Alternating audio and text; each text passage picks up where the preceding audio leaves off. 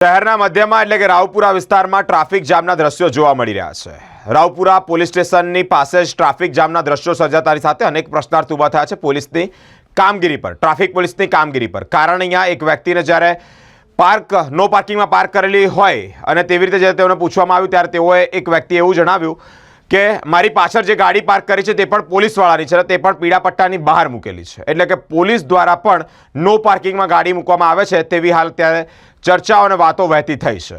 Traffic police હાલ તેઓની કામગીરી પર પ્રશ્નાર્થ ઊભા થયા છે, કારણ કે ટ્રાફિક પોલીસ શું ધ્યાન આપે છે તેવા અનેક પ્રશ્નાર્થો છે।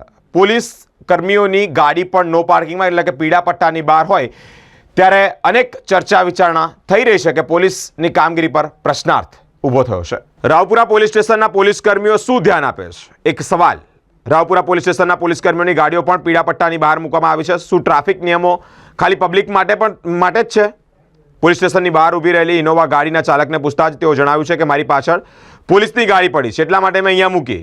તો કહી શકાય કે ટ્રાફિક નિયમો બધા જ નાગરિકો માટે હોવા જોઈએ, ભલે એ પોલીસ કર્મચારી હોય કે આમ આદમી એટલે કે સામાન્ય જનતા।